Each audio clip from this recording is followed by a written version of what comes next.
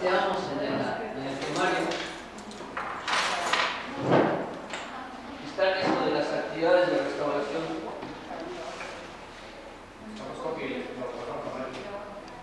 Entonces tenemos que son 5 las actividades de restauración estructural. Se inicia con las preliminares, que consisten en los procedimientos previos a la intervención directa sobre el edificio y consisten en levantamiento arquitectónico, que en caso de no existir este, sí, todo eso se les voy a dar. No es que por sacar estas ya no me den tiempo, todo eso ya lo vamos a ver. Los preliminares es toda actividad totalmente anterior a la intervención directa. Consiste en el levantamiento arquitectónico en caso de que este no exista. En el caso de que haber planos, como parte de la recopilación documental, tendríamos que saber dónde están los planos del edificio en cuestión o del que tengamos el problema por resolver. Lo que es muy importante en lo que se refiere al aspecto estructural de la recopilación documental histórica, saber qué cambios de uso ha tenido a través de la vida de este inmueble histórico. Es decir, aunque hay edificios que conservan su uso original, como son los edificios religiosos, muchos de los edificios religiosos, sobre todo los templos, conservan su actividad original, pero en el caso de los conventos, que inicialmente fueron el medio o el cobijo de las actividades de los frailes, hablando específicamente de los conventos del siglo XVI en Morelos, después se convierten en escuelas, en ocasiones se abandonan, después se vuelven a convertir, pero están abandonados y hasta la fecha a algunos se les trata de dar el tan trillado uso museístico. Pero independientemente de las características de uso que tengan, es muy importante registrarlo, porque eso nos va a dar idea de los cambios que se le hicieron desde el punto de vista estructural.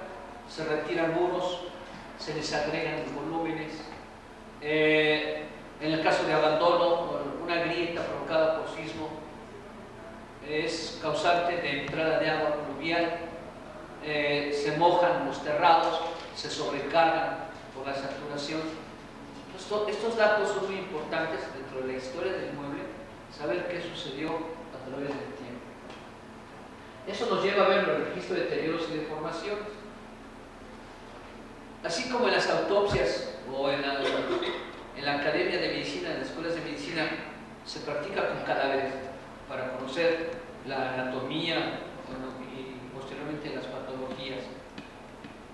A nosotros también nos sirve mucho un edificio en mal estado, ¿sí? Un edificio en ruinas nos informa más que un edificio en buen estado. Total, los edificios en buen estado, gracias a eso, se han conservado. Pero los edificios en mal estado tenemos que ver cómo están deformados, cómo se han inclusive colapsado, pero fundamentalmente las deformaciones nos indican en qué comportamiento han tenido estas estructuras, estos conjuntos estructurales. Después definiremos las causas de deterioro estructural. Esto se llama diagnóstico. Si al igual que un médico, tenemos que señalar que las causas de una enfermedad es lo que llamamos diagnóstico, y a partir de ahí ya haremos el anteproyecto estructural, que en determinados momentos o en casos especiales tendremos que estar en contacto con el arquitecto que va a hacer la adecuación o que está haciendo el proyecto para dar una nueva función del inmueble. Esto es muy importante porque cambian drásticamente las cargas.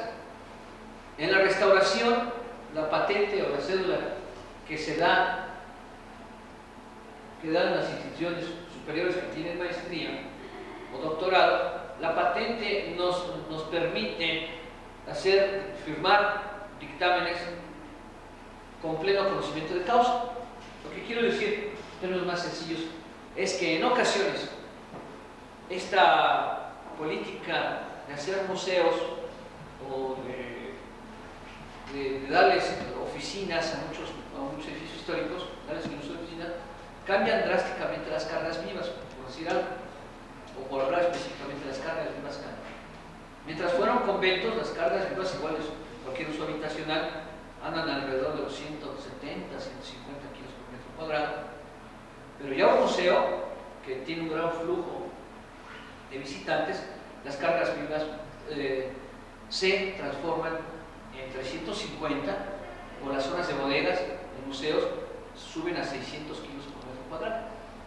Por esa razón, es muy importante que en el proyecto de adecuación la consulta de un estructurista nos va a dar las ideas o las pautas de los procesos de restauración. A partir de ahí ya podemos hacer el proyecto estructural, los planos con detalles, especificaciones, más la memoria de cálculo. Pongo como asterisco las consolidaciones preventivas para evitar daños mayores o colapso parcial. En un momento dado, podemos observar que el edificio tiene tal grado de deterioro que es necesario apuntalar algunas de sus partes para que no termine en el suelo todo el conjunto, parcialmente el conjunto arquitectónico que tratamos de salvar. Esto es muy importante y forma parte, de los aspectos preliminares. Más tarde vamos a ver cómo pueden ser estos apuntalamientos. Sí. Arquitecto, con su experiencia, vamos a ver cuando un edificio falla, pero por la mala calidad de obra. Estamos hablando de que era gente que no estaba acostumbrada a construir, ni menos ese tipo de estructura. No, lo que pasa... sígale, perdón. Sí, o sea, no es que haya fallado el sistema constructivo, sino una calidad de mano de obra de Oaxaca, otra del Estado de México, en fin. Sí. Ya les había yo anticipado que las mismas órdenes religiosas producen diferentes tipos de convenios en calidad constructiva. En el caso de Morelos, había deficiencia constructiva de origen, es decir, esta zona no se distinguió desde la época prehispánica precisamente por la finura o la calidad constructiva. Por lo tanto, esto repercute también en el periodo colonial. Los diseños hechos por los frailes o los constructores frailes traían el diseño español y aprovechan la organización de mano de obra y los materiales de la región. Lo que sí, el mundo prehispánico ofrece un mundo organizado de trabajo y ofrece sus materiales, pero no todo es de la misma calidad. En el altiplano, en la zona de Tenochtitlan, hay mayor calidad que en Morelos, y es mayor la calidad de la zona de la Mixteca y de la zona zapoteca con relación a Morelos. Si nos vamos al norte, ya hablando no del 16, sino del 17 y 18, empezamos por Querétaro. Querétaro tiene muy buena mano de obra porque encontraron grupos de indígenas que asimilaron muy bien las características, los diseños constructivos españoles o hispanos. Es la región de Ixtla, que son la fuente de la mano de obra de todo el Querétaro colonial. Entonces, sus observaciones es cierta. Entonces, en el primer caso, cuando los materiales son malos, se llaman que son causas extrínsecas. Pero cuando la mano de obra fue torpe, se llaman que son causas intrínsecas. Se combinan estas dos cosas en ocasiones y tenemos un Tlayacapan. Un Tlayacapan se hizo muy rápidamente, con malos materiales y con una mano de obra muy limitada en su capacidad de construcción. Si está temblando, ¿no? Está temblando mucho.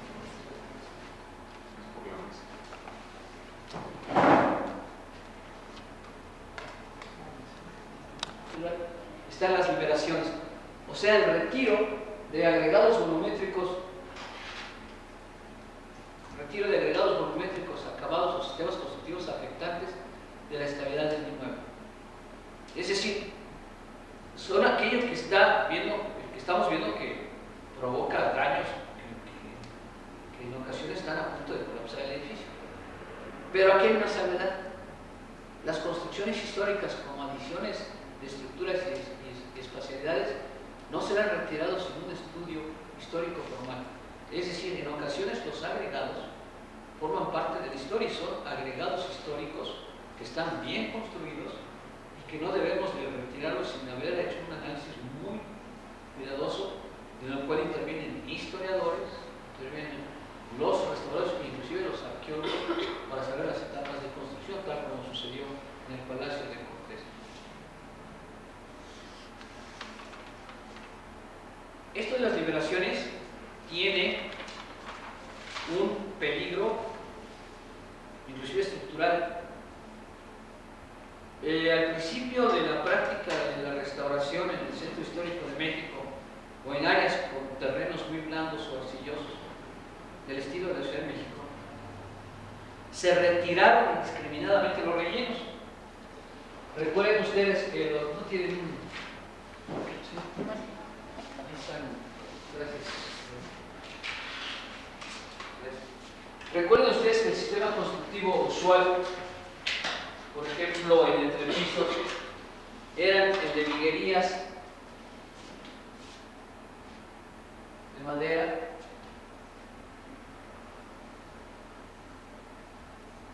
tabla,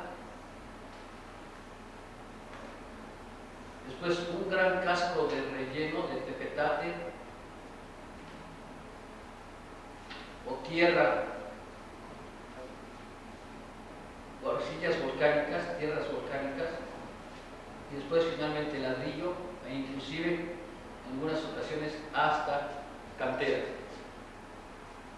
Estos llegaron a tener hasta 60 centímetros de relleno. En el conjunto estructural,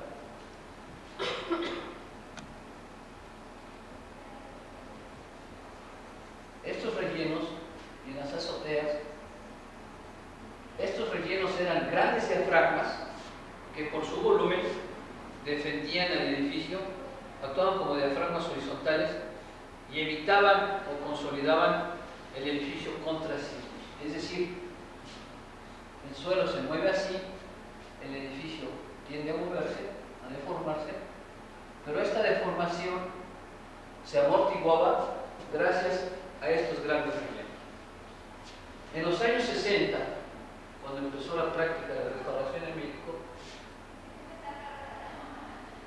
maestros eminentes de las estructuras modernas consideraron que antes que nada había que aligerarlas.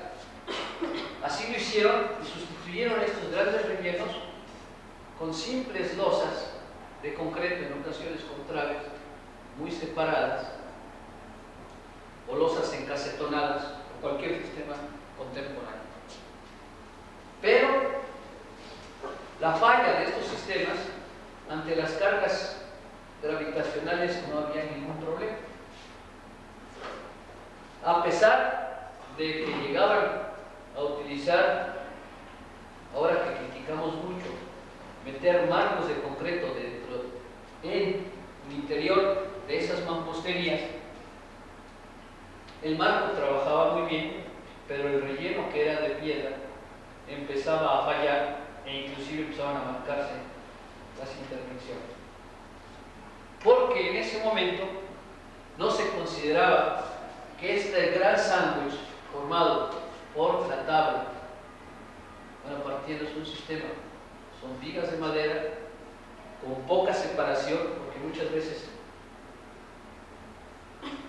el peralte de la viga era igual a la separación. Por eso encontramos estas vigas continuas, estos tratamientos, estas manifestaciones espaciales a través de un ritmo muy continuo de las vigas, porque el peralte era igual, perdón, la separación era igual al peralte, por lo tanto estaba muy cerrado. Después se llama tabla, relleno, que puede ser tepetate,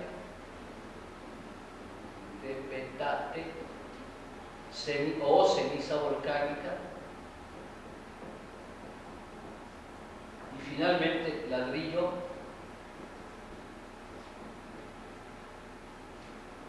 en el caso de los pasillos se le ponía cantera. ¿Esta separación es de cara a cara o de centro a centro? Es de cara a cara. Lo mismo que tienen de peralte es de aquí a acá, no es de aquí.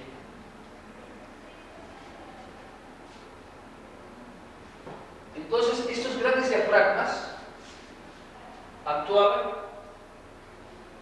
o contrarrestaban el movimiento sísmico. Si nosotros tratamos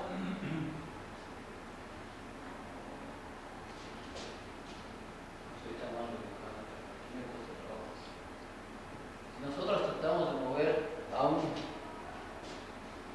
tackle o guard del fútbol americano,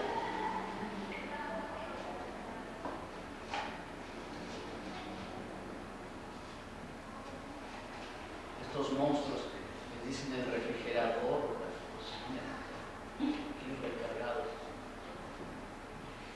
son tipos que tienen 120, 130 kilos.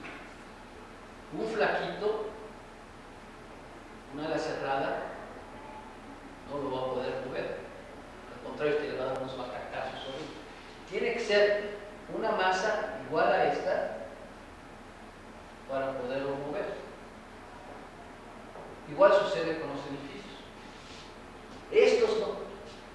Estos no se mueven por masa.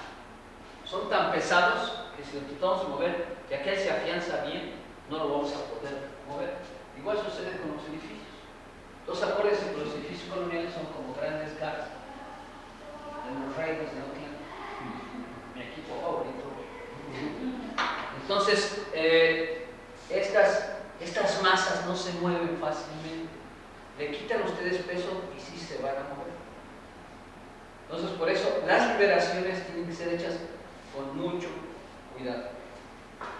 El siguiente paso son las consolidaciones o las intervenciones directas sobre el edificio. Ya la práctica son las operaciones técnico-constructivas cuyo objetivo básico es conservar la estabilidad del edificio e incrementar la vida útil de la construcción.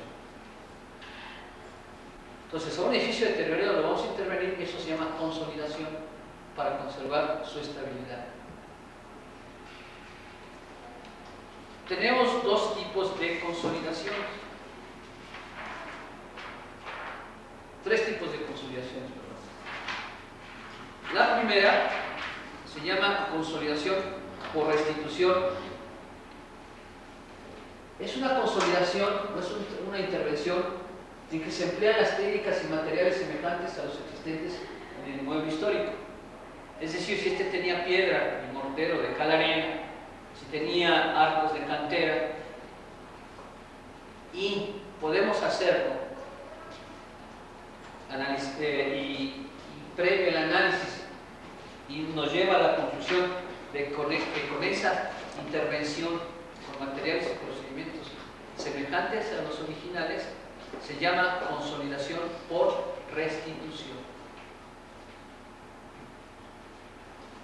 Muchas veces encontramos en el sitio los materiales tirados, simplemente los levantamos, los volvemos a colocar en su sitio con mezclas de calidra, arena o cal apagada en el sitio.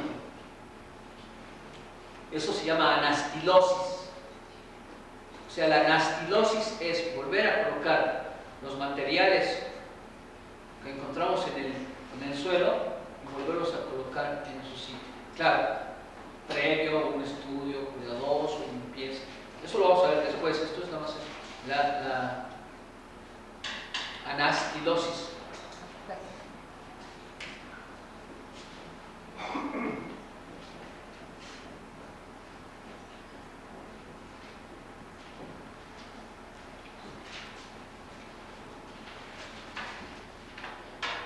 El segundo tipo de consolidación se llama por integración. Esta consolidación por integración es utilización de recursos técnicos y humanos basados en materiales y procedimientos contemporáneos. Es válido. El Palacio de Cortés tiene elementos, tiene una combinación, como vamos a ver en el siguiente inciso. Se restituyeron o se consolidó por restitución y se consolidó por integración, porque es lo mismo colocación de elementos con procedimientos y técnicas y materiales totalmente contemporáneos. Y el tercero pues, sería la combinación de los dos. Nunca vamos a encontrar un caso totalmente, podrá haber un 80% de consolidación por restitución, ya podrá haber ¿cuánto dije? 80 y un 20% por integración, que fue el caso del Palacio de Cortés. Ahora bien, desde el punto de vista teórico de la restauración, o bajo los parámetros de la teoría de la restauración, es importante recalcar que conviene más que la mayoría del porcentaje de la consolidación se haga por restitución, porque si no estamos cambiando totalmente la estructura original. Eso después lo vamos a ver con los números, cómo es que podemos trabajar. Finalmente, en ningún proyecto de conservación arquitectónica a través de la restauración y en particular de los trabajos de reestructuración queda exento de dejar una serie de normas para su conservación y su mantenimiento. En la Ciudad de México, y ya se está aplicando en otras ciudades de los estados, ahora los reglamentos no se autoriza el uso del edificio si no se coloca una placa en la cual se especifican las condiciones de uso del mismo. Esto responsabiliza sobre todo no solamente al diseñador estructural o al perito responsable o al director responsable de obra y al corresponsable estructural, sino al propietario. Va a ser muy difícil que estemos vigilando todos los edificios que hemos calculado y están diciendo al dueño, ya el lugar de habitación ya lo convirtió en aeróbics o en academia de computación. Es decir, es directamente responsable el propietario de los cambios de uso. Y la Dirección de Obras Públicas del Departamento del Distrito Federal, hablando de la Ciudad de México específicamente, se encarga de clausurar el edificio en cuanto hay un cambio de uso. Esto se debió a que en el año de 1985 muchos de los colapsos se debieron a los cambios de uso. Edificios que habían sido calculados, diseñados con cargas para oficinas o habitación inclusive, se convirtieron en bodegas. El caso más grave fue el de las costureras de la calzada de Tlalpan. El edificio se colapsó no por el mal cálculo, sino por el exceso de cargas de haber convertido un edificio diseñado para oficinas o para un edificio de productos, alquiler de despachos, se convirtió en bodegas de telas. Todas las sobrecargas fueron tremendamente altas. Entonces, por eso mismo estas normas de conservación y mantenimiento, y sobre todo, si muchas veces los edificios históricos están bajo una jurisdicción, ya sea federal, estatal o municipal, pues son las autoridades mismas las que tienen que observar con mucho cuidado que no haya estos cambios de uso tan drásticos y que si los hacen, pues hagan un análisis o una revisión de la estructura por el cambio de actividades. Entonces, de aquí pasamos a ver, para que observen ustedes, que los reglamentos marcan muy claramente cómo, adoptando lo que marcan los reglamentos en la actualidad, si el edificio histórico se convierte en habitación, en oficinas y despachos, debe estar dentro de este rango de cargas. No debemos olvidarnos que muchos edificios históricos, al convertirse en museos, van a tener escaleras y pasillos y van a estar bajo la reglamentación de seguridad que marcan los reglamentos, y vamos a tener pasillos, escaleras, rampas, vestíbulos, y vemos las cargas cómo se van incrementando. Sobre todo, estas son cargas gravitacionales, estas son cargas por sismo, y estas son cargas que se aplican cuando se hace el análisis de suelo, cuando ante cargas instantáneas, cuando tenemos arcillas muy compresibles. Cuando tenemos lugares de reunión, asientos individuales, como puede ser, recuerdo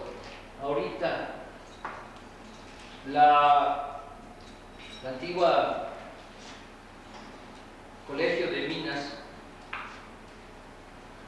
vulgarmente conocido Palacio de Minería. Le digo que nos da por decirle palacio a todo. Eso que dijo Humboldt, que era la ciudad de los palacios, nos caló horriblemente a los historiadores, a cualquier mugroso edificio que me llaman palacio, sea colonial. Y hay unos que se les dedica denominándoles palacio porque son obras arquitectónicas extraordinarias, nunca fueron palacios. Entonces son lugares de reunión, por ejemplo, minería. Ahorita tiene estas cargas por la gran concentración de personas que hay en los pasillos, ¿no? Que inclusive es mayor que esta. Y aquí hay que considerarla en 400 kilos sobre metro cuadrado. Si se convierte en edificio histórico, por ejemplo, en bibliotecas o en escuelas, bueno, ahora que viene la fiebre que quieren hacer casinos, no faltará que tengamos que restaurar un edificio histórico que se convierta en casino, pues tenemos que considerar estas cargas. Y está muy difícil que convertamos algún edificio en comercio, fábrica y bodega, lo puede haber, y ver las cubiertas, los rellenos que pueden tener.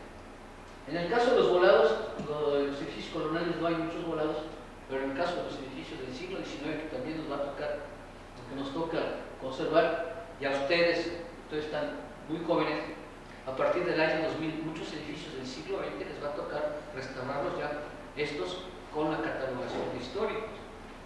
No es difícil que venga una catalogación, ya se está haciendo en algunos casos, ya hay algunos trabajos que iniciaron esto. Hay un trabajo de catalogación de Polanco, hay un trabajo de catalogación de arquitectura moderna en Aguascalientes, aunque se quedó en un estudio histórico, pero es el inicio de una catalogación.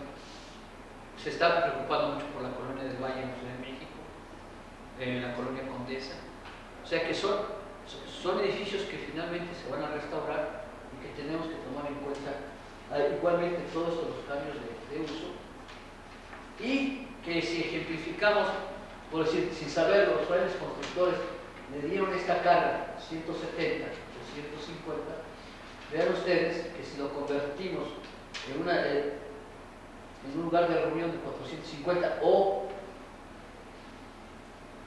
para bibliotecas, tenemos que ver que hay una diferencia muy fuerte, casi de 200 kilos por metro cuadrado. Entonces eso es lo que tenemos que tener en cuenta. No es fácil, como nos sucedió en el 81, que los caprichos de un director del instituto que se convirtió, que quiso dejar su impronta en un museo, que es el Museo de las Intervenciones de Churubusco, se colocó un cañoncito que era carga concentrada, un cañón que se envió en la defensa de Veracruz, que se tuvo que reforzar y alterar lo que estaba bien históricamente. Sí, en la restauración se van a encontrar ustedes muchas veces con el aspecto político de las decisiones de la conservación y restauración. Entonces se tuvo que reforzar un piso que estaba bien, históricamente era original, por los caprichos de un señor que guarde Dios su santa gloria. No se ha muerto, pero todos lo deseamos. Después hay un aspecto que es muy importante que tenemos que ver, que es la resistencia del suelo. Los arquitectos siempre pensamos del suelo para arriba, al contrario de los arqueólogos que piensan del suelo para abajo. Entonces nosotros pensamos, pero a nosotros se nos olvida que parte de la estructura es el suelo. Es decir, no puede haber un edificio de pie si no consideramos el suelo. Entonces, aquí van ustedes a encontrar en estas gráficas las diferencias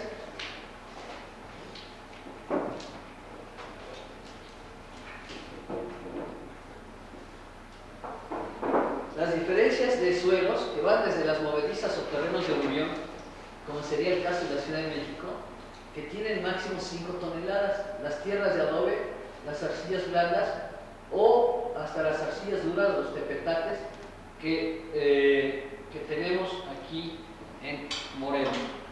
Pero cuidado, Yo cuando llegué consideré que todo era tierra dura o un tepetate muy consolidado en Cuernavaca, y cuando tuve que hacer obra en Cibar, me llevé la sorpresa de las arcillas expansivas. Entonces, que tiene un manto duro y a veces muy profundo. En una ocasión hicimos un pozo de exploración y teníamos hasta 350, 360 hasta encontrar el tepetate, no podíamos irnos así. Entonces, lo que se hizo fue consolidar la arcilla expansiva con rellenos del tepetate, aplicarle la bailarina, hasta darle una consolidación adecuada y poder desplantar allí una estructura, ¿no? Pero aquí ustedes tienen estas tablas, les vayan a los... son el apoyo para que cuando ustedes... Ni todo el terreno es duro, no creamos que todo es tepetate o son tobas cohesivas, ni como los chilangos cuando salimos de México, todo es arcilla y hacemos contratrapes y hacemos zapatas de cimentación corridas en todo sentido. Es decir, cada piso requiere su propia cimentación. Sin embargo, vamos a ver que los diseños españoles de grandes plataformas han ayudado a subsistir a estos edificios. Bueno, entrando ya en el caso de los terrenos, de los suelos, perdón, vamos a recordar algo de los aspectos sísmicos. Bueno, la tierra, núcleo, en fin, todo esto. La Pangea queda así toda unida y que después se empezó a separar. Los pobres dinosaurios bailaban feo. Los dinosaurios en tiempo de movimiento de la Pangea se movieron, es decir, existían y sufrieron las consecuencias de este movimiento de los continentes, ¿no? El gran núcleo, la profundidad, todo esto. Se los voy a dar en apuntes porque a mí lo que me importa es señalar que la Tierra se mueve en la superficie gracias a los aspectos interiores.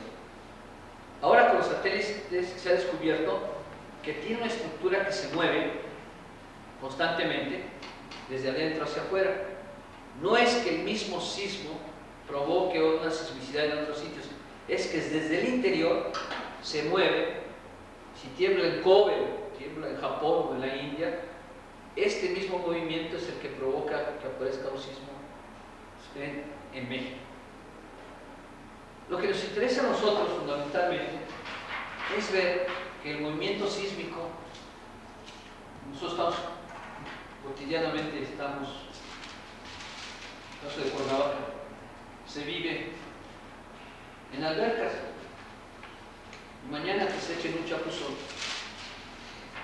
van a ver ustedes, ese chapuzón provoca una onda. Vemos las ondas, cómo se reparten. Igual que un sismo.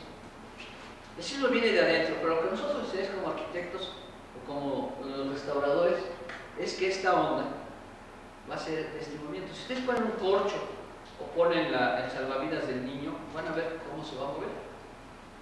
Entonces así se mueven los edificios, tratan de seguir el movimiento y tienen una cierta rigidez con respecto a ello. Otro aspecto que también vamos a considerar sería el viento. Nada más que si el sismo nos mueve los pies, el viento nos pega en el cuerpo. Para tener bajo margen de seguridad un edificio, siempre vamos a trabajar con sismo y lo revisamos por viento, y muchas veces ya viéndolo diseñado por sismo va a existir el viento. Aquí ya empieza a aparecer algo que vamos a ver más tarde. Las deformaciones del edificio ante la acción sísmica no es por el suelo. Si los edificios no se caen porque el suelo se mueva mucho, sino porque el edificio o está bien hecho o tiene ciertas características geométricas. La tierra se va a seguir moviendo violenta o tranquilamente, pero los edificios tienen que estar bien pensados.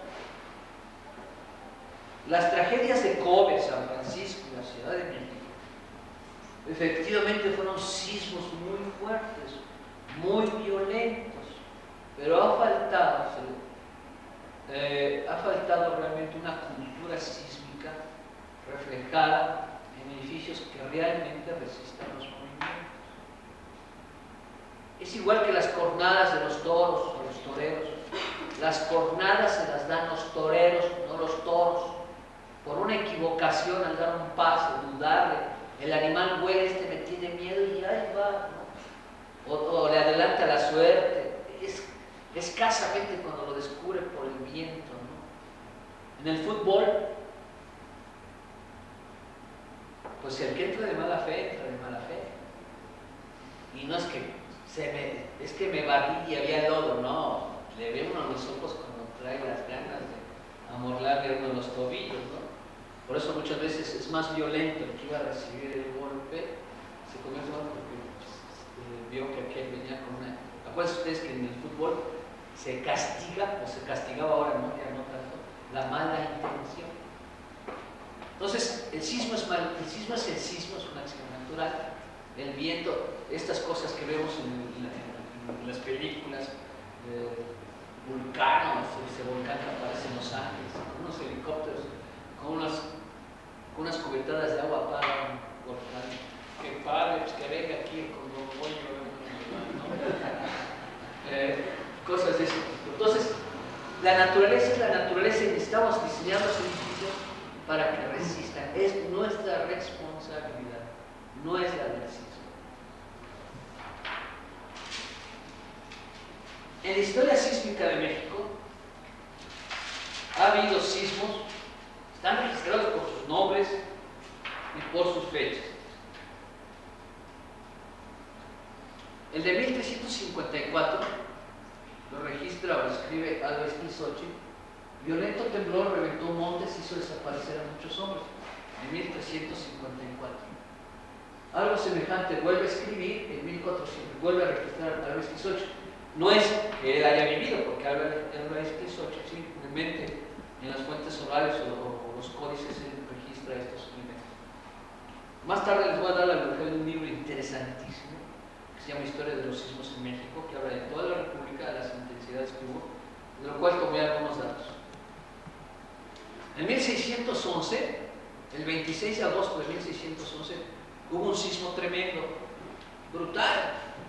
La Ciudad de México, inclusive parece ser que hubo coincidencia con la actividad sísmica que vino del Pacífico con la frecuencia de los sismos que hay en el Pacífico con la actividad de Ocoyo. La Ciudad de México se llenó de ceniza. Aquí cabe hacer una anécdota, hacer referencia. Estaba nombrado como virrey un señor, Fray García Guerra, un dominico pachangoncísimo. Le encantaban las fiestas y las pachangas.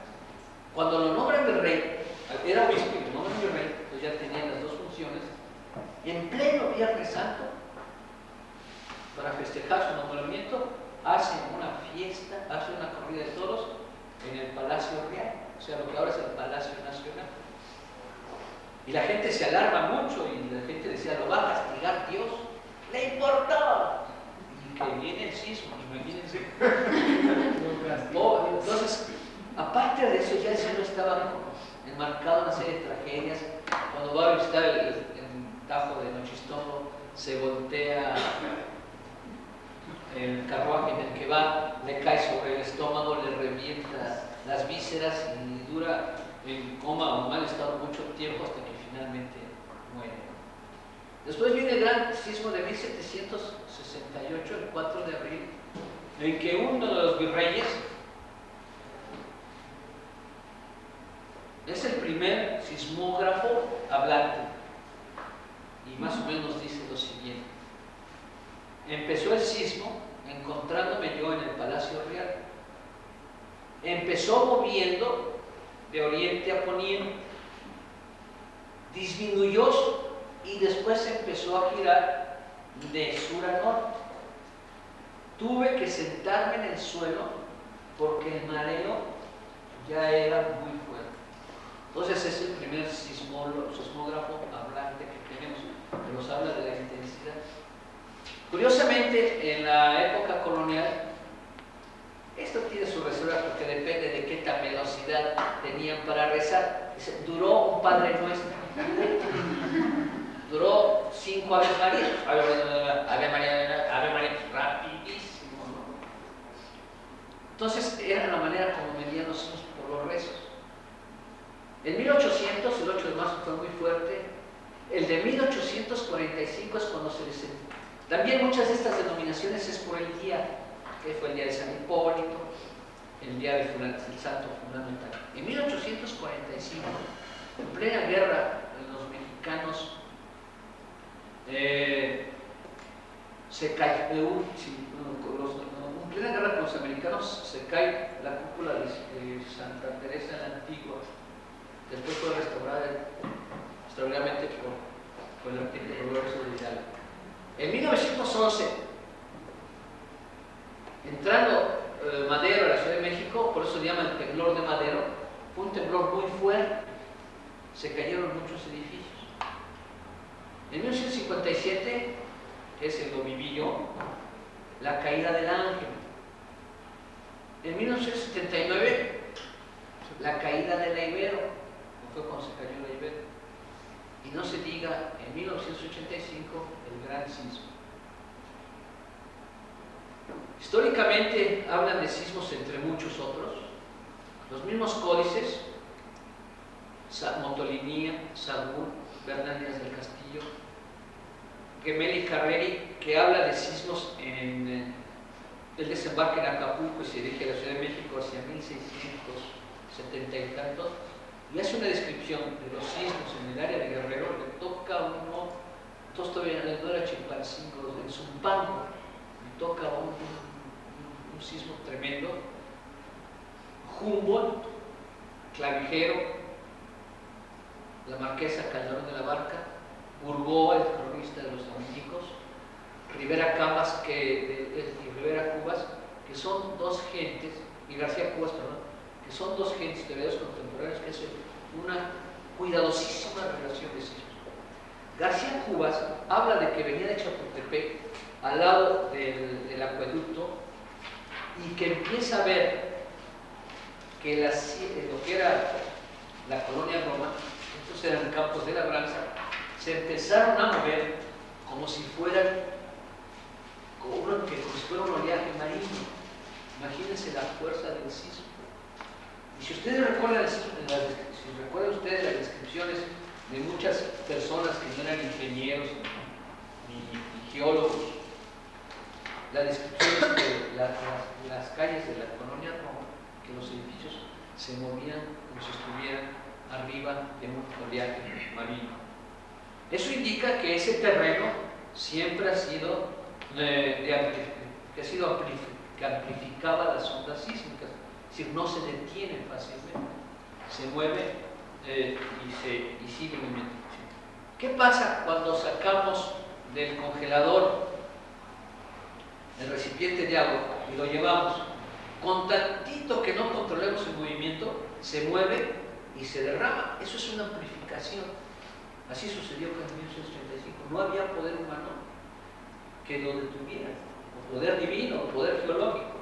Es decir, con tantito que se mueve el agua, se sigue moviendo, de eso se amplifica la onda, es lo que sucedió. En cambio, un movimiento duro, un terreno duro, es de alta frecuencia, como vamos a ver a continuación. Finalmente, los edificios oscilan, se mueven de un lado hacia el otro, bajo la acción de unas ondas sísmicas. Mañana que se metan a la alberca, hagan su prueba sísmica, pongan un corcho, salvavidas de los niños, échense un clavado, muevan la alberca y van a ver cómo se va el movimiento que va a efectuar esta superficie, este objeto sobre la superficie del agua. En terreno duro, los edificios se mueven en alta frecuencia, es decir, tienen periodos muy cortos, amplitudes largas.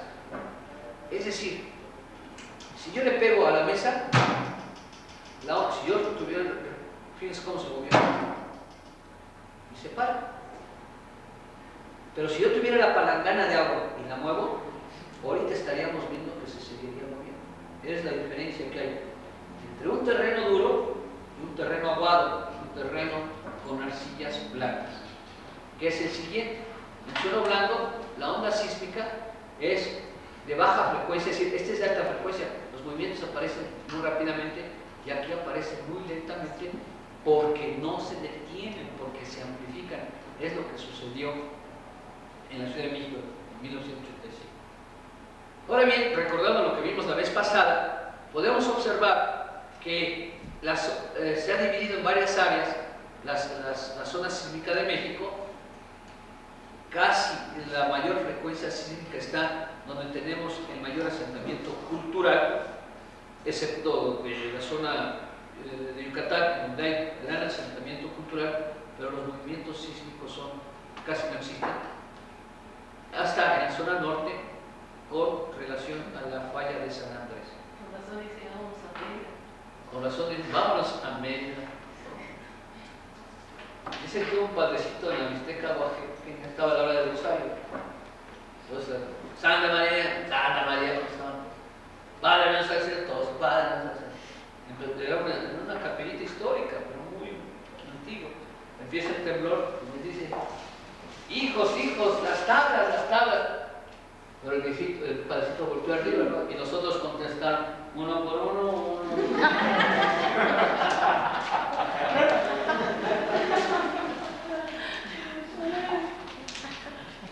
En este libro que les mencionaba yo, saqué esta nota, en García Costa, Virginia y Gerardo Suárez Reynoso, los sismos en la historia de México. Porque no han publicado el 12, son bien tramposos, es un libro extraordinario. ¿Es el mismo que nos recomendó? Ese es que les recomiendo. Tomen esta ficha. Si van ahorita a la feria del libro en México, hay que saborear, está lleno de gente, no vemos nada. Pero generalmente en los libros del fondo, en las librerías del Fondo de Cultura Económica, en el que está en la misma universidad, no es propaganda. Te lo digo porque ahí cuesta más barato que en muchos. La historia de sismos es extraordinaria. Aquí la maestra Guzmán nos hizo unos estudios sobre Tzintzuntzan y sobre Chiapa de Corzo y sacó muchos datos, ¿verdad, Virginia? Sí. Está muy claro. Tú como historiadora, ¿tú qué opinión tienes del libro? Para los muchachos.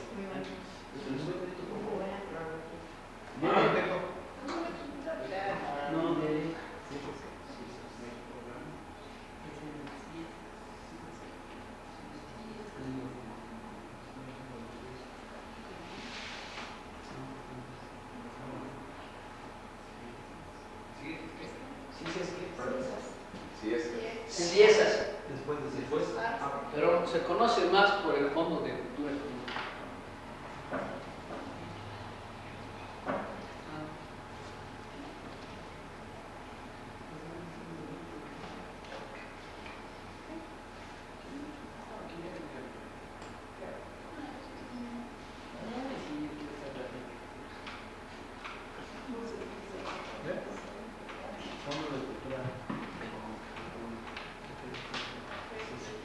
Bueno, en este libro aparece este dibujo tomado del Códice de Yerino Remensis, en el que aparece la fecha. Pero lo más interesante es cómo indicaban. Acuérdense que el Olim indica el movimiento, indica la fecha, esta es la Tierra, y se describe de la siguiente manera. En 1480, en uno pedernal, hubo un temblor de tierra en la noche. Este es el ojo de la noche. Entonces ya los prehispánicos ya estaban preocupados por los movimientos sísmicos.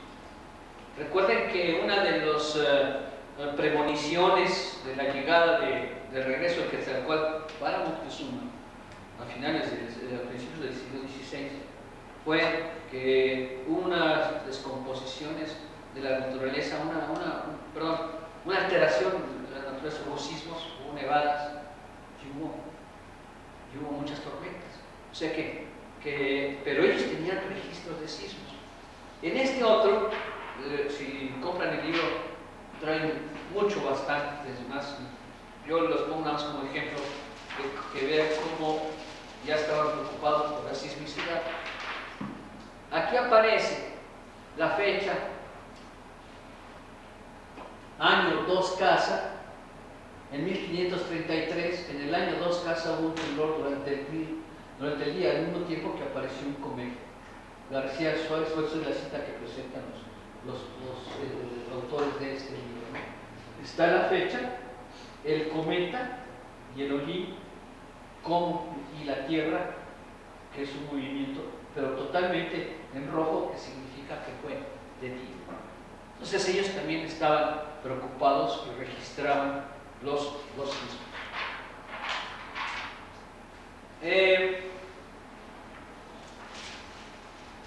Bueno, nomás como recordatorio, la zona sísmica, las placas sísmicas, como la interacción entre las placas, es lo que provoca los sismos. Pero siempre, en el caso de que nosotros estamos dentro de la cuenca del Pacífico, siempre hay gran actividad volcánica. Todas estas son, pues recuerden ustedes que hay gran actividad volcánica, en Hawái hay volcanes activos, y no se diga nosotros que tenemos el de Colima, el Dongoyo, y hace algunos años el Chichorán. O sea, estas son la relación, por qué tiembla tanto, porque es el contexto natural en que nos encontramos. Bueno, los sismos nos vienen del Pacífico normalmente. Aquí está, entre la placa de Cocos y la placa Rivera, con la continental, la fricción provoca la capa submarítima, la placa submarítima, entra por debajo de la placa continental, se produce el roce, viene el rompimiento de energía y se producen los sismos, ¿no? Entonces, estos generalmente estamos por debajo del mar y se producen las ondas sísmicas hasta llegar a 300, 400 kilómetros de distancia. La velocidad es tremenda. Hay una diferencia entre el epicentro y la llegada del sismo en la Ciudad de México que no supera los 2 o 3 minutos, que fue el caso de su intensidad. No se diga, aquí está la regionalización sísmica, ¿verdad? Tenemos la regionalización sísmica. El problema es que los ingenieros cambian el anterior, que tiene una cita exacta porque está fotocopiado, de ahí sacaron los acetatos. A los de mayor importancia le ponen D, a los de menor importancia le ponen A. En cambio, en esta otra, ustedes pueden ver que le pusieron a la inversa A, B, pero no importa. Estas son las zonas de mayor peligro sísmico, de mayor frecuencia sísmica, no se diga la radiada, pero nosotros estamos en este punto. Bueno, este es el caso de la Ciudad de México, que en un entorno muy cercano, muy reducido mejor dicho, tiene tres tipos de suelo. El tepecatoso, que es la zona 3, zona 1, perdón, que los edificios, los suelos vibran en alta frecuencia, una intermedia de un lago en que se consolidó ya el suelo, y finalmente el fondo del lago, que fue donde los edificios se movieron, que son los de mayor riesgo sísmico, como lo marcó el sismo de 1985. Bueno, ¿qué es la escala de Richter? A cada rato la oímos. Esto lo tomé, aquí viene la cita, no está, lo tomé de un libro de la ICA, no es invento mío. Richter tomó como base la explosión atómica de Hiroshima y a partir de ahí el número de bombas de Hiroshima fue 1, la energía liberada en X, que no sé qué sea, pero pone esta fórmula muy interesante del año 1945. La magnitud del sismo en escala de Richter fue de 5.78. Antes, Richter, por eso toma, a partir de la explosión de la primera bomba atómica, toma su escala. En 1979, el sismo en México, estamos hablando de, esto es por energía liberada. El sismo de México en 1979 fue de magnitud 7. Pero vean ustedes, entre un sismo prácticamente de 6 a 7, o sea, 1 grado, vean ustedes el número en bombas, ¿cuántas fueron? Casi 70, 67.6. El de 1957, que fue un poco más fuerte que el de 1979, que la diferencia es de medio grado Richter. Vean ustedes, la diferencia llegó a 3 veces, casi, sí, 3 veces más, 380.2. El de 1985, la magnitud del sismo fue 8.1.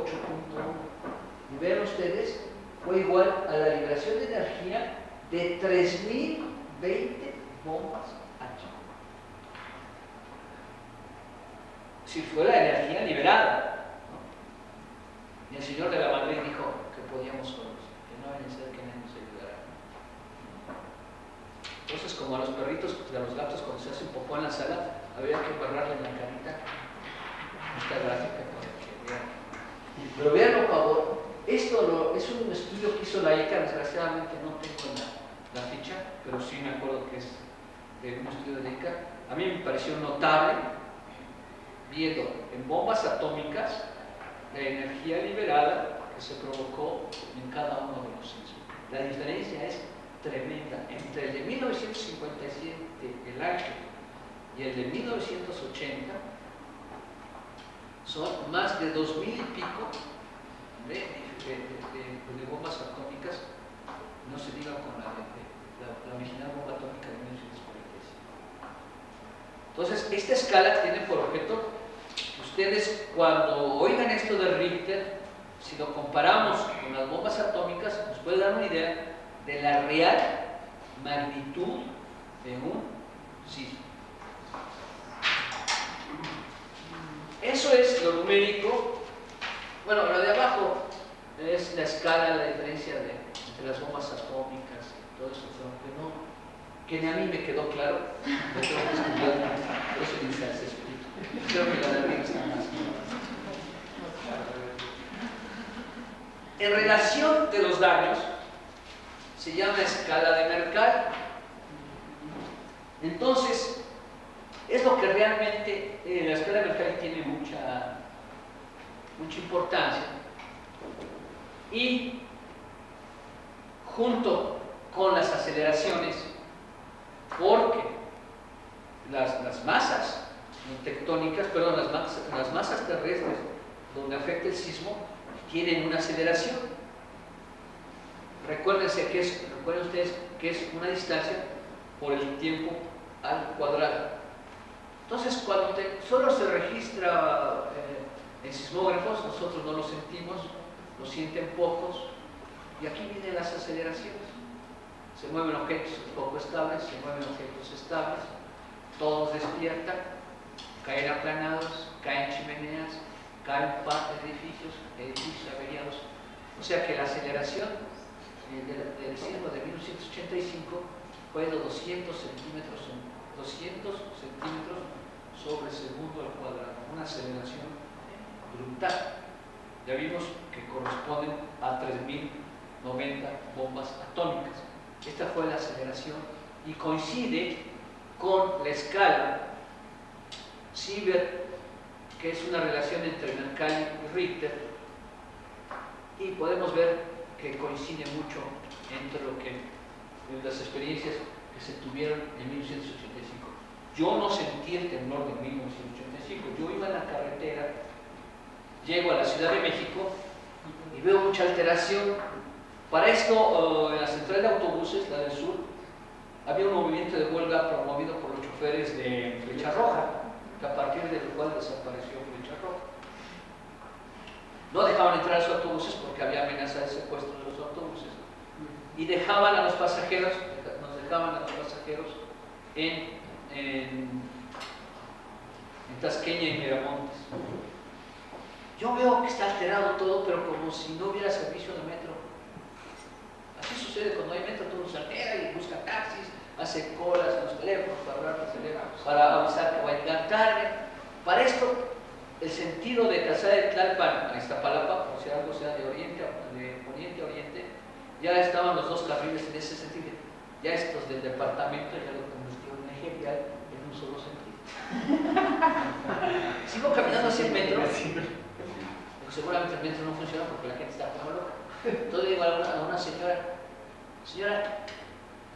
¿Qué pasó? Pero yo refiriéndome al metro.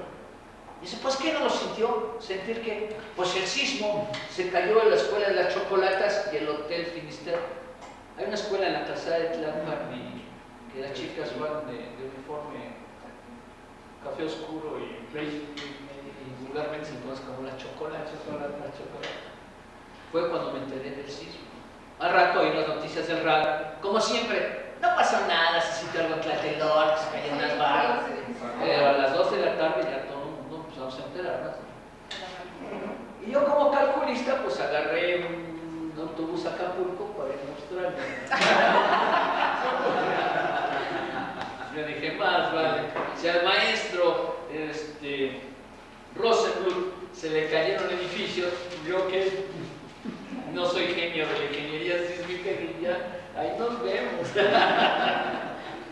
No, afortunadamente no pasó nada, pero más tarde, al hacer los peritajes de edificios históricos, nos dimos cuenta de las tragedias. Como llevábamos un casco con marcación de lina, podíamos entrar si nos dimos cuenta de la tragedia.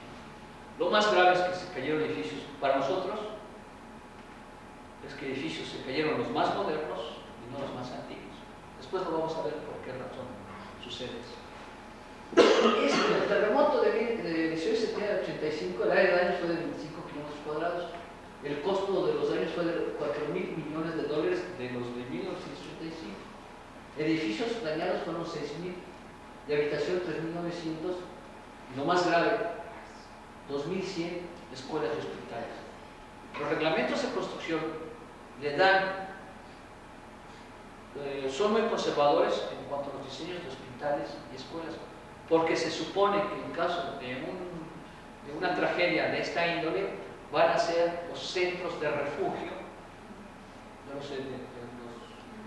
los damnificados, y fue al revés. Estábamos haciendo un dictamen del edificio de San Pablo, del hospital, del antiguo hospital de Jesús, no los alrededor, muy bien diseñados. Y fíjese cómo se cuarteó y presentaban unas grietas verticales. Y a pesar de que lo compusimos hace poco, se cuarteó. Eran las juntas constructivas que había dejado el constructor. Estaba muy bien hecho el edificio, estaba mal conservado, pero no naturalmente ese edificio. Le dije, pues, me voy a la azotea y observé que eran juntas constructivas. El edificio estaba en muy buen estado en general.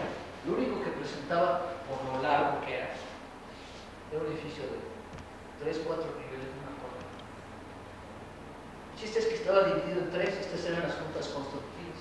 Sí, presentaba una deformación al centro, algunas grietitas, que la gente estaba alarmada. Dice, a ver, esta grieta no es una grieta nueva, es una grieta vieja, está llena de cochonda y telarañas. Para esto era como martes, el siguiente martes del sismo, así que en 5 o 6 días no pudo verse hecho tan cochambre y tal cantidad de tela de arañas. Me asomo a la azotea y compruebo que aquí están las juntas constructivas. Es que ya vino el dueño con su ingeniero y nos dijo que nos saliéramos, que esto se va a caer. Entonces ya me dio mucho coraje, porque estaban actuando con dolor. Y dije, a ver, traen una hoja de papel, ya, siendo las 18 horas de cada día de septiembre, yo soy 80. Yo, arquitecto Rubens de la Dirección de Monumentos Históricos de la UNAM, con sede de la profesional terrenal, afirmo que este edificio no se va a caer. Firme, orgulloso, una obligación. No, porque la gente estaba viendo en la calle. Había hasta un bebé recién nacido, ¿no, Virginia? Lo tenían ahí en la calle. Entonces la gente no utilizaba los baños, entraba corriendo, sal del coche, rapidito, el 1 y el 2, y entonces, dije, no, métanse, corro bajo mi responsabilidad, que esto no se va a caer. Llego con mi jefa, Dirección de Monumentos Históricos, y digo, fíjate, Sonia, pasó esto. ¿Qué andas haciendo responsabilizando al Instituto de Antropología? No me quedé muy orgulloso. Pero sí daba mucho coraje que estuvieran usando. Bueno, ya poco a poco vamos a estar, porque me interesa más que tengan el concepto que los números. Si vamos a ver ahorita los números, perfecto. Me interesan más los conceptos. ¿Cómo se mueven los edificios? Los edificios se mueven como una barra, perdón, los edificios altos, todos se mueven ante un sismo. Está el terreno estable y todos se mueven, todos vibran. El paso de las ondas sísmicas sacude el suelo, generando un movimiento del terreno que se transmite de abajo hacia arriba. Es decir, el sismo se mueve y tiene que mover de arriba hacia abajo. Si viene el viento es de arriba, perdón, de abajo hacia arriba. Y si viene el viento es de arriba hacia abajo. Entonces, ¿qué pasa? El edificio, al tener movimientos, al venir el sismo, el edificio siente que se mueve y el edificio se pone al movimiento, ¿no? Como cuando nos dan una empujada. ¡Ahora, güey! Agarra, de hecho no graba. Esas son las fuerzas inerciales, no el ahora, güey, sino la reacción. No caer. Es parte de las fuerzas. Entonces, esas fuerzas inerciales de evitar, de no caerse, es las que desarrollan los edificios gracias a sus sistemas constructivos y a su composición estructural. Yo voy a insistir mucho que para la estabilidad del edificio, la geometría estructural, no hay otra. Entonces los edificios se mueven de un lado a otro. Los altos se mueven muy rápidamente, los bajos también se mueven muy rápidamente. Los que oscilan de acuerdo a las ondas del suelo fueron los que estuvieron entre 8 y 10 pisos, entre 8 y 16 pisos son los que, bueno, esto lo vamos a ver más cuidadosamente, lo vamos a ver aquí adelante. El sismo, los componentes horizontales en el terreno durante el movimiento. ¿Sí? Se mueve y el edificio trata de moverse en sentido contrario.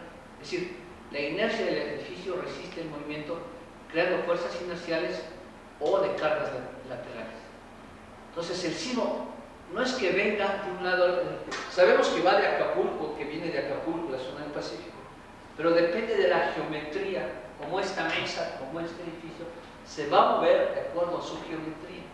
Sabemos que la ola sísmica viene así, pero el edificio va a resistir, o las cosas, o las mesas, o nosotros mismos, van a resistir de acuerdo a su geometría estructural, a su geometría constructiva.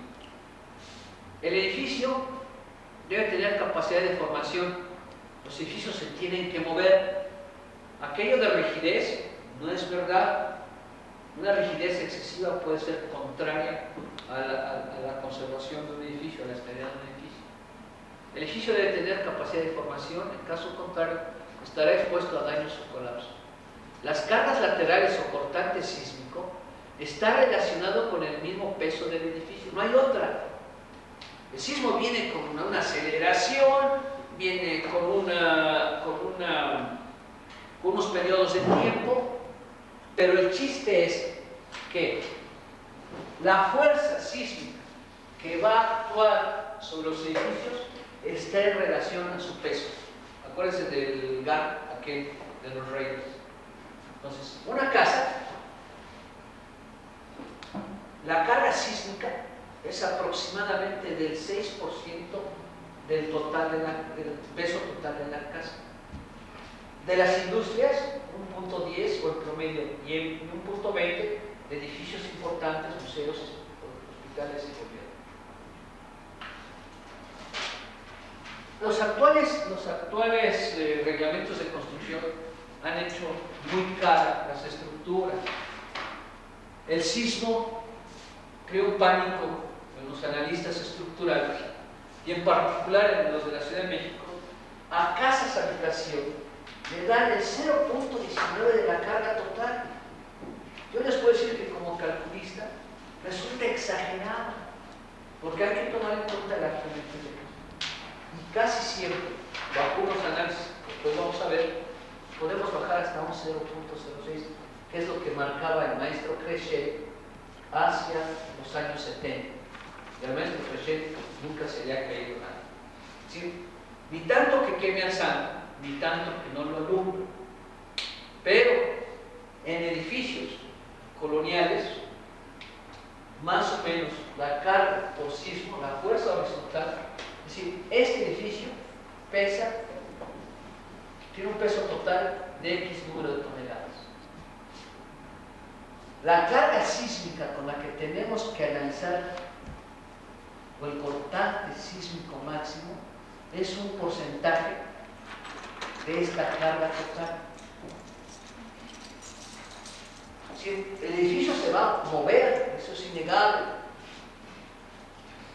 pero la fuerza horizontal, el cortante, lo que lo va a empujar, tiene estos valores que da el maestro Créchet y que son muy cercanos a la realidad. Entonces, la fuerza sísmica está en relación a cuando revisemos los edificios, está en razón de su carga total. No hay otro. Les expliqué los sismos, el origen de los sismos, las aceleraciones. Y entrando así puntualmente, un edificio que se mueve, o la fuerza máxima que lo va a provocar, a la que va a estar sujeto, es un porcentaje de su peso total. Pero Sí. esa variable, ¿cómo se da en función de la frecuencia o en función de la fuerza sísmica? No, cualquiera que sea la fuerza sísmica, cualquiera que pueda ser, de acuerdo al tipo de edificio, generalmente las casas y edificios privados se le puede dar un 6%. Industrias un 10% y un 20% de edificios importantes.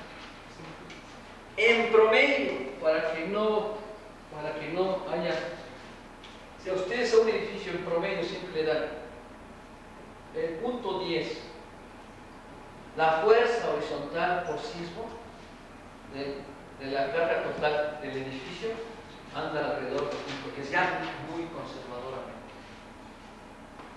Claro, si voy a hacer un hotel Nico, si voy a hacer un hotel, me mandan calcular un edificio de ese tipo, ¿no? Ya le aplico las amplificaciones y un cálculo dinámico que así se llama, pero eso es en relación del peso. Acuérdense nada más del plan. Para tirarlo, tengo que aplicar una fuerza, un porcentaje total de su fuerza para poder tirar. ¿Está claro? Periodo de vibración de suelos bajo el efecto sísmico.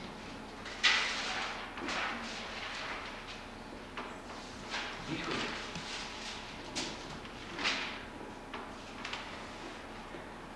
Vamos a apurar. Periodo de vibración de suelos bajo efecto sísmico. Los terrenos blandos ya lo vimos. La frecuencia del suelo es esta, pero el edificio tiene que vibrar muy rápidamente. ¿Sí? Ahorita vamos a ver la fórmula de una vez para que les quede claro. En terrenos duros, nota importante, todos los suelos excitados por un sismo oscilan. Los terrenos blandos oscilan con periodos largos y los terrenos duros con periodos cortos.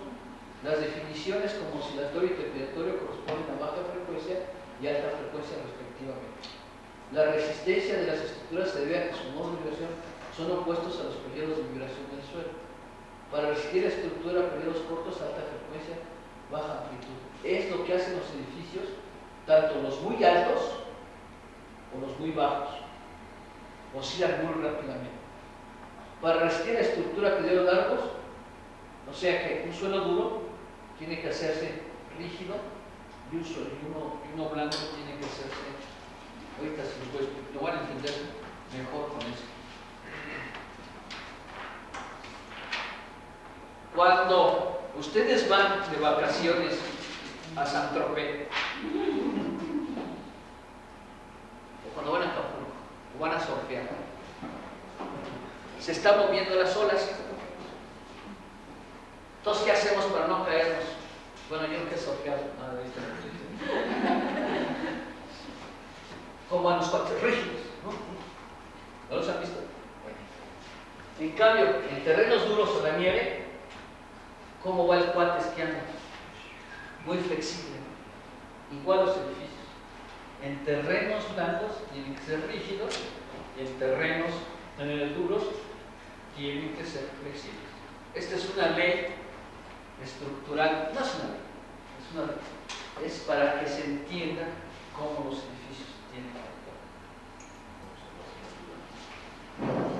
Bien. Entonces doy un brinco de 40 acetatos.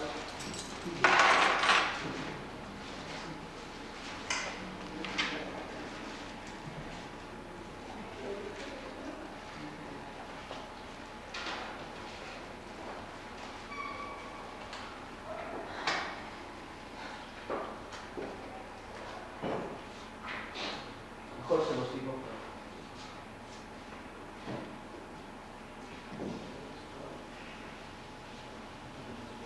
Vayan sacando su maquinita.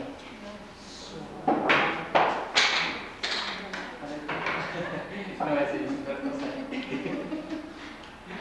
El periodo de vibración del edificio debe ser mayor o menor que el periodo del suelo.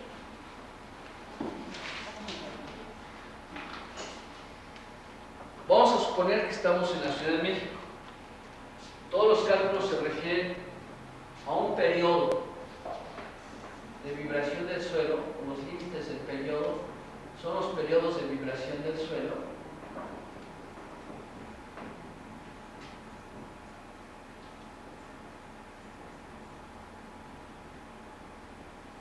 de 2 segundos.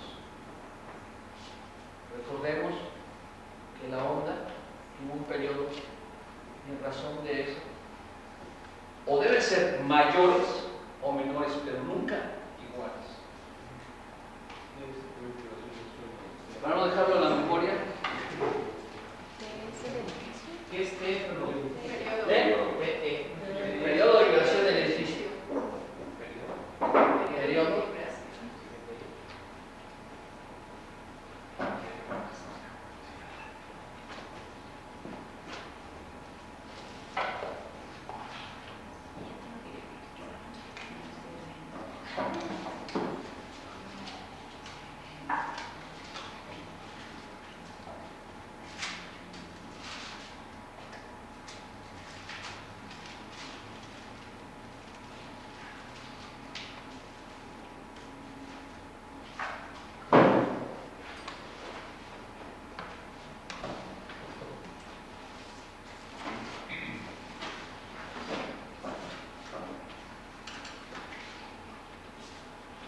Esto lo aplico en todas mis memorias de cálculo. Si no crean que nada más las invento, ¿verdad? Que fácil, ¿no? Aquí está. Esto me da las pautas para ver cómo vibra el edificio ante el sismo. Y es una fórmula que es la siguiente.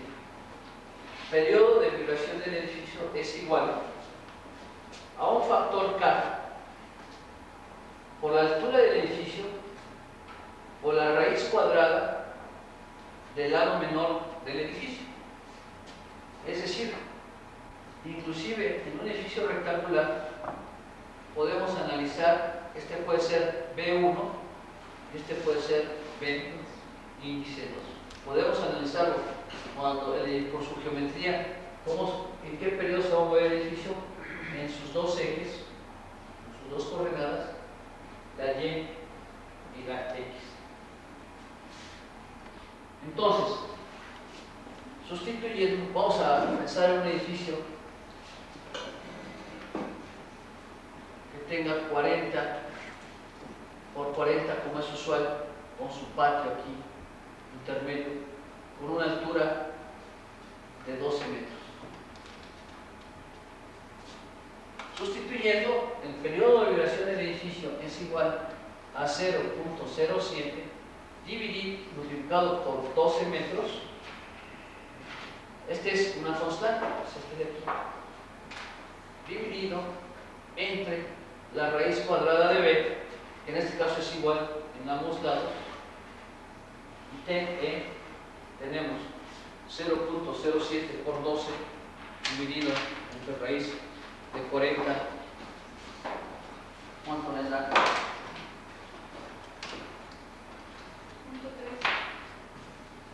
¿Ya? ¿Resultado final? Perdón, esto es en segundos. Sí, lo puse, ¿verdad? Segundos. Todo esto es en segundos. En un tercio de segundo se mueve el edificio. Punto 30 de segundo. Punto 13. Punto 13, perdón. Punto 13 de segundo. Que es un poquito más de la décima parte de un segundo. De un segundo. Claro que es menor que los 2 segundos. Bajo esta consideración, bajo la consideración geométrica que me tengo del edificio, tengo de levantamiento, el edificio está vibrando mucho más rápidamente, está vibrando.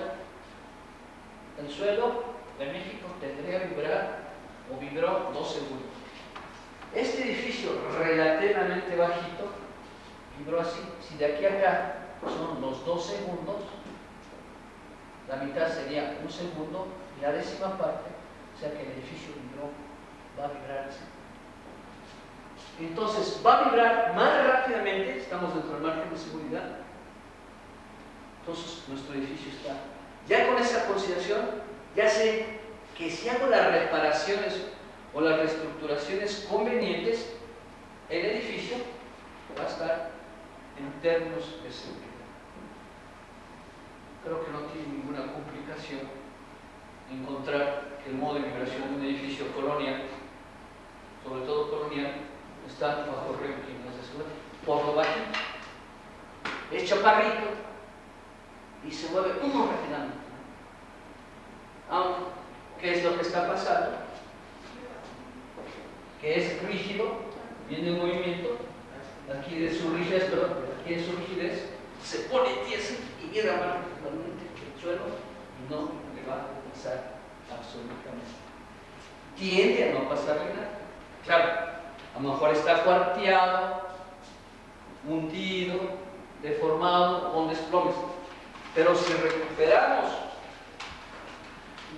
las posibilidades estructurales y constructivas del edificio, sabemos que está, en el caso de estar en la Ciudad de México, va a estar con un régimen bastante seguro. No sé si esté claro esta fórmula. ¿Quién es el arqueólogo? ¿No vino? Bueno. Las masas que tienen los edificios coloniales, si se saca un promedio de los basamentos, de la base, de su altura, se puede podemos saber, y dándole el factor 0.07, también podemos establecer un régimen de seguridad por modo de vibración.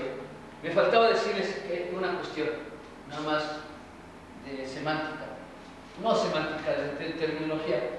Algunos libros lo van a encontrar como periodo natural, periodo o modo natural de vibración. Es lo mismo. Es el modo en que se mueve un edificio de acuerdo a sus consideraciones geométricas. No hay cargas todavía. Ya sé, este edificio, voy a suponer, este edificio colonial, por decirles, este edificio que tiene como ejemplo, este edificio, la memoria de cálculo tiene 32 metros por 9 de altura con un patio central, pesó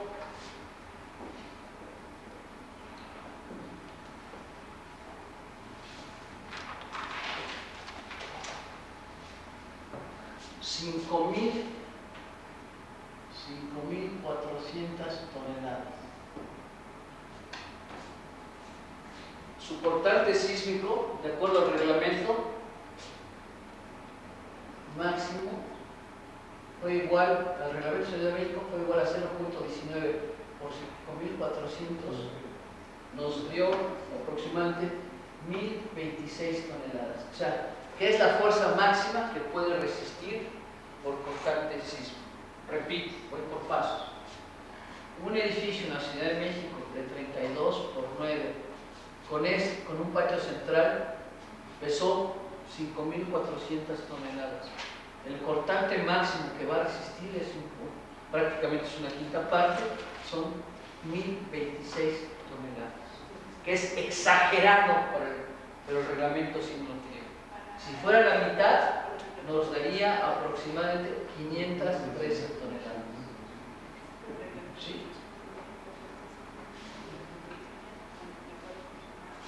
Este edificio, si ustedes dividen 5.400 entre 32 por 9, ¿cuánto les da?